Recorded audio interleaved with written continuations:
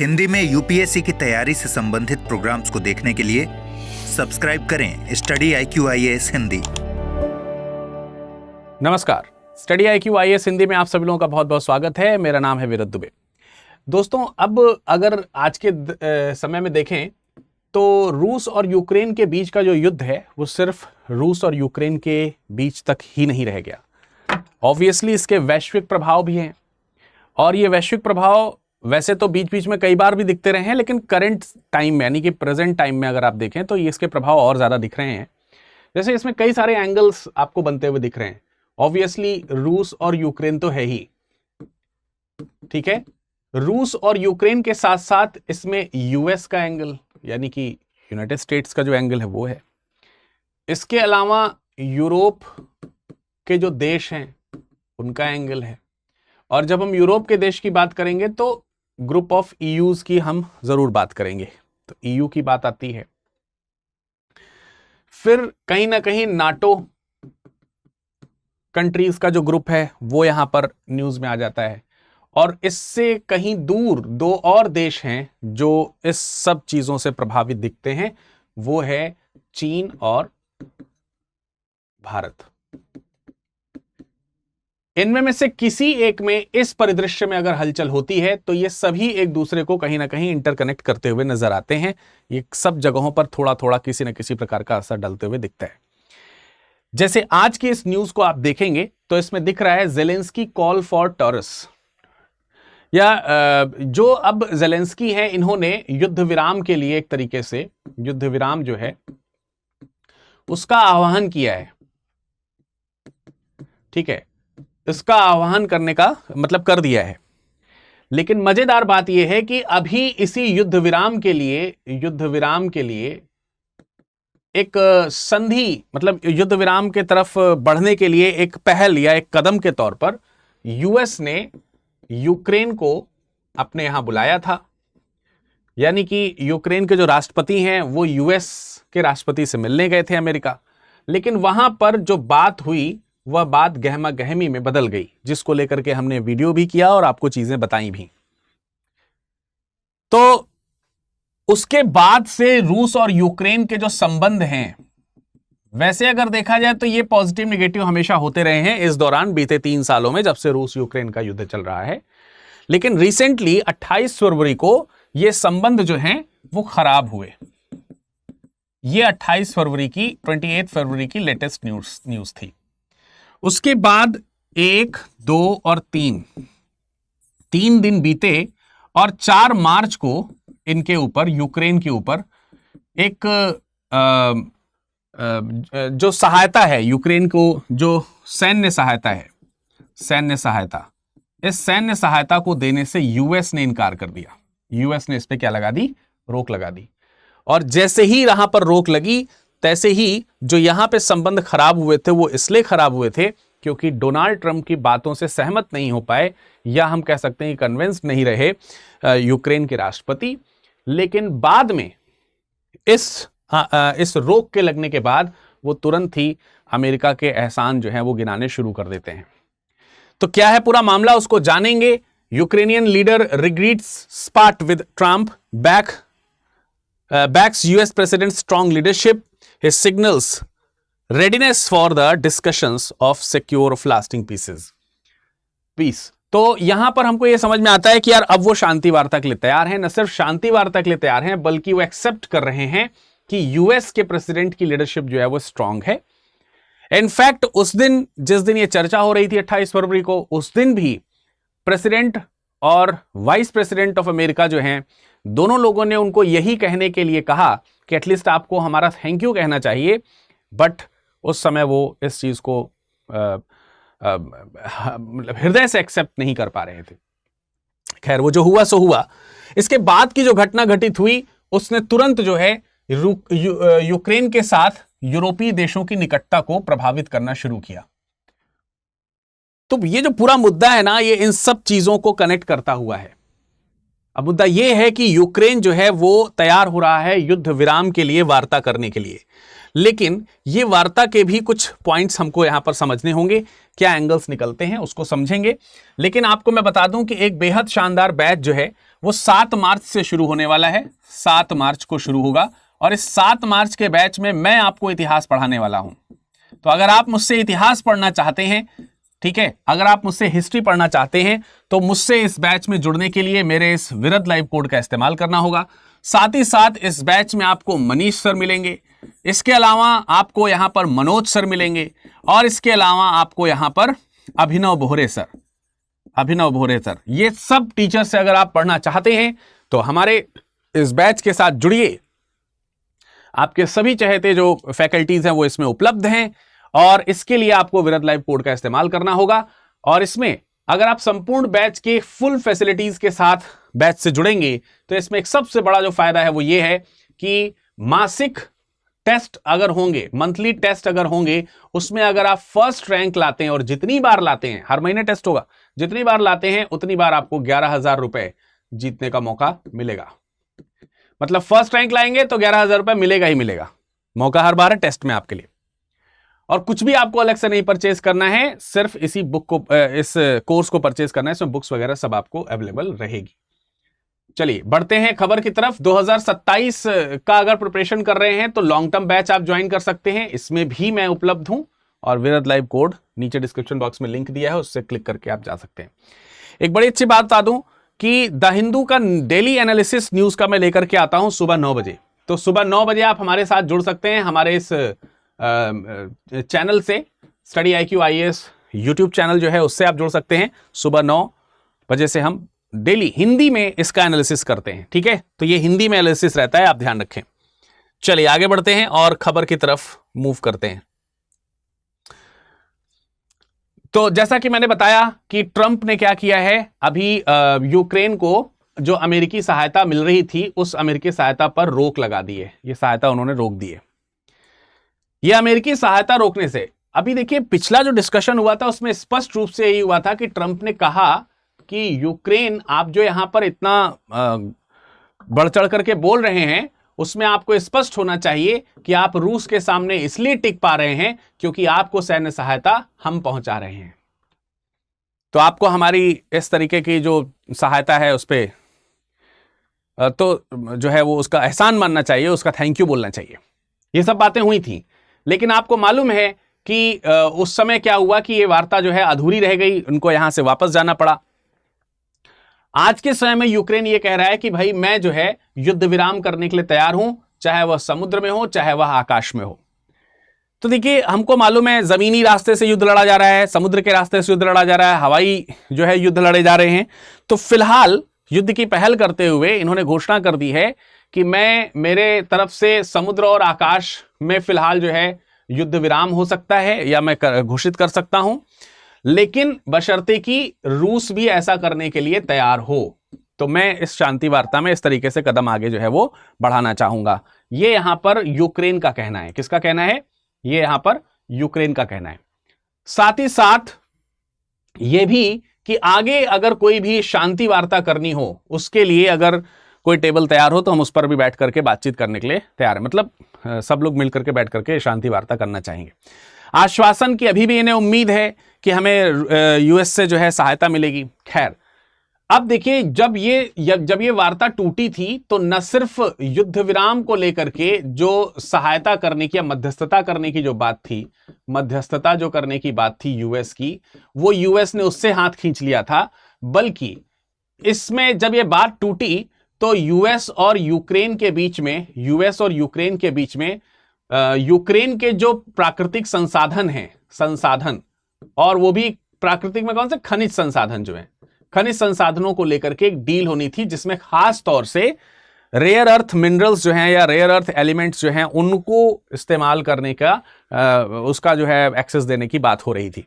But वो भी चीजें टूट गई थी। अब देखिए सुर बदल गए हैं, क्योंकि अमेरिकी राष्ट्रपति अब उनको बहुत ही मजबूत राष्ट्रपति के तौर पर दिख रहे हैं, वो बहुत अच्छे राष्ट्रपति के तौर पर दिख रहे हैं, और उन्होंने कहा है, यूक्रेन के राष्ट्रपति ने कहा है कि प्राकृतिक संसाधन और खनिज को लेकर समझौते जो है वो किए जा सकते हैं।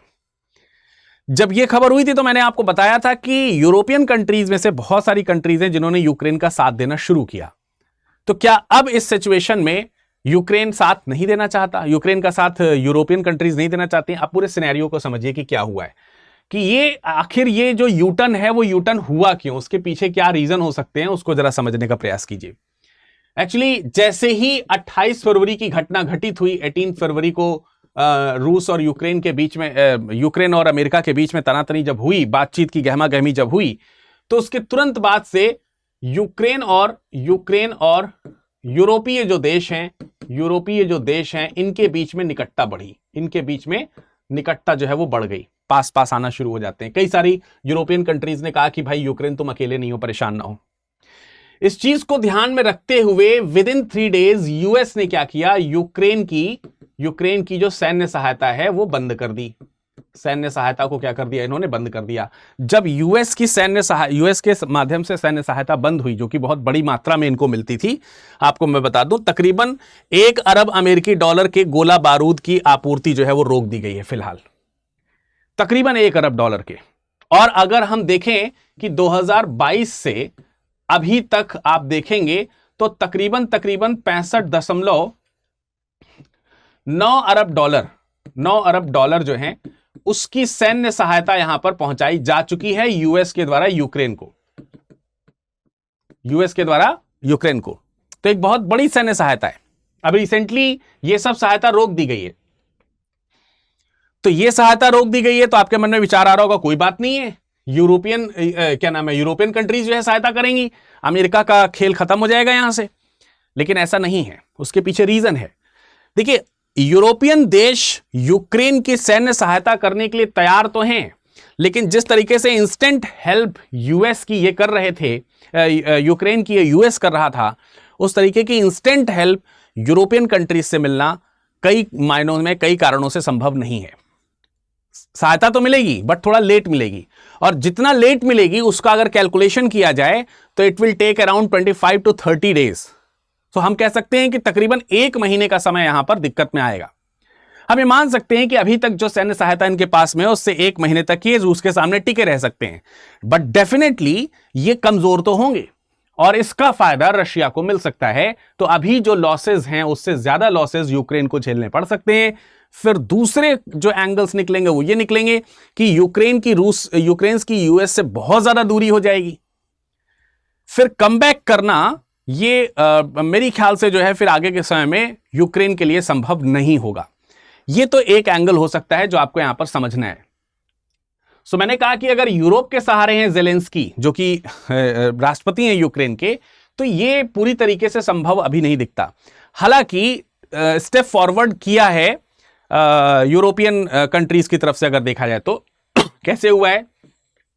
यूरोपीय आयोग की जो अध्यक्ष हैं उर्सुला वॉन डेर लेयेन, इन्होंने अभी घोषणा किया है रियाम यूरोप पैकेज का। तो इसमें क्या है कि जो यूरोपियन कंट्रीज का जो ग्रुप है, ईयू ग्रुप्स जो हैं, उसमें जो कंट्रीज हैं उनके लिए उन्होंने कहा है कि भाई यूरोपीय जो देश हैं उन देशों को सुरक्षा से संबंधित जो वित्त है उस वित्त के लिए एक योजना के लिए तैयार होना पड़ेगा। तो ये एक योजना जो है ये तकरीबन 800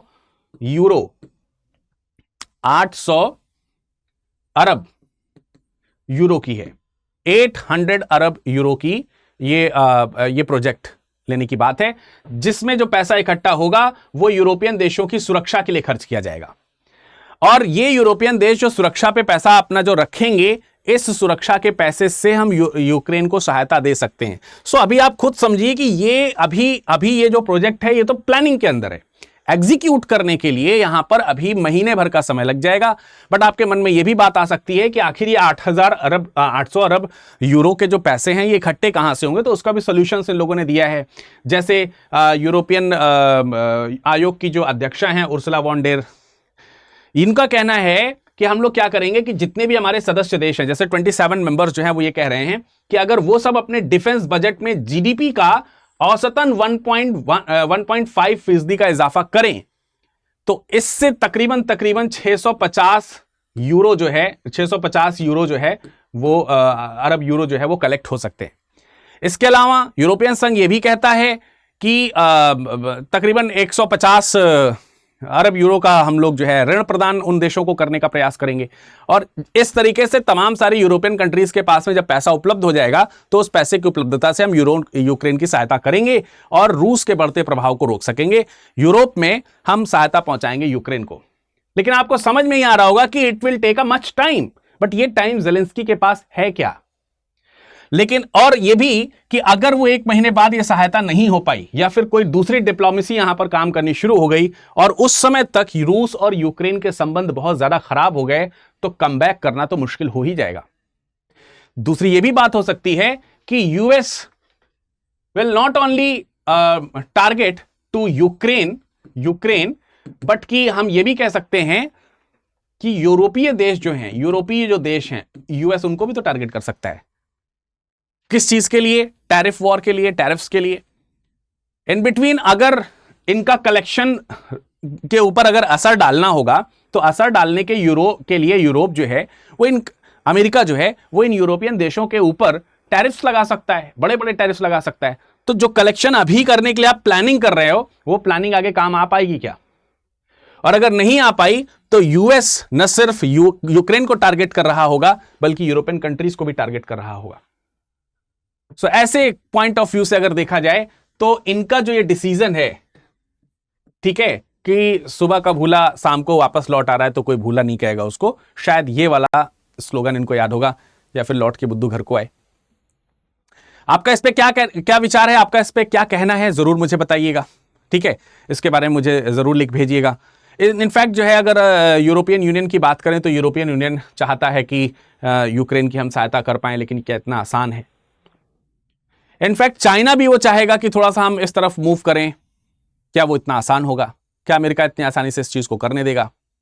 इतना आसान तो होता हुआ दिखाई नहीं देता है। बट हो सकता है कि अब इसमें क्योंकि अमेरिका ने कहा था कि भाई जब तुम बात करने लायक हो जाना मैं तुम्हें फिर से यूएस बुलाने के लिए आमंत्रित कर लूंगा, अभी तुम बात करने की कंडीशन में नहीं हो, अभी तुम शर्त रखने की कंडीशन में नहीं हो, जब तुम्हें लगे कि बात करने की कंडीशन बन रही है आप आ जाना व्हाइट हाउस वापस। तो शायद यहां पर कमबैक होने की बात की जा रही है, आगे बढ़ने की यहां पर जो है वो बात की जा रही है। देखना होगा कि ज़ेलेंस्की की ये बात जो है अब यूएस जो है वो कब मानता है, कब समझता है, और आगे के इसके वे फॉरवर्ड कर सकते हैं। इनफैक्ट भारत का इसमें जो है क्या दृष्टिकोण हो सकता है? भारत का दृष्टिकोण हमेशा से जैसा पहले से रहा है, युद्ध की शुरुआत से रहा है, एक उद्देश्य ये कि जल्दी से रूस और यूक्रेन के बीच में समझौता हो जाए, युद्ध विराम हो जाए, क्योंकि इस युद्ध विराम से आसानी से जो यूक्रेन के जो संसाधन हैं और जो रूस के जो संसाधन हैं उनको लेकर के थोड़ा सा ऑब्वियसली भारत भी एक हल्कापन महसूस करेगा, क्योंकि जब युद्ध शुरू हुए थे तो बहुत सारे जो संसाधनों का आयात निर्यात होता था उनको लेकर के बहुत दामों में वृद्धि हुई थी, बहुत सारे चेंजेस आए थे, उसको थोड़ा सा नॉर्मल करने की कंडीशन होगी। दूसरा, भारत जो है वो जितना संबंध रूस से रखना चाहता है उतना यूएसए से भी रखना चाहता है, तो ऑब्वियसली इस खींचातानी में भारत नहीं पड़ना चाहेगा। इनफैक्ट अभी थोड़े से रिश्ते भारत के यूरोपियन देशों से या ग्रुप ऑफ यूरोपियन नेशंस जो हैं उनसे भी थोड़े से रिश्ते साफ या फिर कह सकते हैं कि क्लोज होते हुए नजर आ रहे हैं, उनको भी वो खराब करना नहीं चाहेगा। तो डेफिनेटली भारत के लिए यहां पर थोड़ा सा शांत, या हम कह सकते हैं कि एक जैसा हमेशा मध्य मार्ग अपनाने की जो नीति रहती है उसी मध्य मार्ग की नीति पर भारत रहेगा। लेकिन आपको क्या लगता है कि ऐसा करके यूक्रेनियन जो राष्ट्रपति हैं उन्होंने सही किया है? क्या ये स्टेप सही है या वो स्टेप जो 28 फरवरी को हुआ था वो स्टेप सही है? दोनों स्टेप्स में से कौन सा स्टेप सही है? या फिर जो यूएस ने किया है क्या वो स्टेप सही था? आप में अपनी राय कमेंट सेक्शन में कमेंट करके हमें बताइए। फिलहाल इतना ही, कुछ अपडेट आएगी तो हम आपको जरूर बताएंगे। संपूर्ण बैच की अगर आप बात करते हैं तो संपूर्ण बैच में प्रीलिम्स और मेंस के लिए पूरी तैयारी कराई जाती है, इसीलिए हम इसको बोलते हैं P2I, प्रीलिम्स के लिए और मेंस के लिए। मेंस के 2 रास्ते हैं, एक आपका रिटन है, मतलब दो स्टेप्स हैं, एक रिटन का है और एक इंटरव्यू का है। तो प्रीलिम्स और मेंस के दोनों स्टेप सबकी प्रिपरेशन कराएंगे। प्रीलिम्स आप क्वालिफाई कीजिए, हम आपकी पूरी की पूरी फी रिफंड कर देंगे, पूरी की पूरी फी रिफंड कर दी जाएगी। आप इसको आसानी से समझ सकते हैं। बैच में एनरोल करने पर आपको प्री रेजिडेंशियल प्रोग्राम मिल जाएगा, प्रीलिम्स क्लियर करने पर पूरी फीस की वापसी हो जाएगी। मासिक टेस्ट में अगर आप टॉप रैंकर बनते हैं, फर्स्ट रैंक लाते हैं, तो आपको 11,000 रुपए का इनाम मिलेगा, और इंटरव्यू गाइडेंस प्रोग्राम हम आपको यहां पर निःशुल्क प्रदान कर रहे हैं। तो जल्दी कीजिए, तुरंत हमारे साथ जुड़िए। विरद लाइव कोड का इस्तेमाल करके 7 मार्च से बैच शुरू हो रहा है शाम को 6 बजे। ठीक है, और 2027 की तैयारी कर रहे हैं तो लॉन्ग टर्म बैच जो है वो आप ज्वाइन कर सकते हैं। किसी प्रकार की कोई दिक्कत है तो आप मुझे ईमेल कर दीजिए। मेरा ईमेल आईडी है virad.dubey@studiiq.com। इस पे मेल करते समय अपना कॉन्टैक्ट नंबर आप जरूर लिखें। राइट, इस पे बात करते समय अपना कॉन्टैक्ट नंबर आप जरूर लिखें। Thank you. हिंदी में यूपीएससी की तैयारी से संबंधित प्रोग्राम्स को देखने के लिए सब्सक्राइब करें स्टडी IQ IAS हिंदी।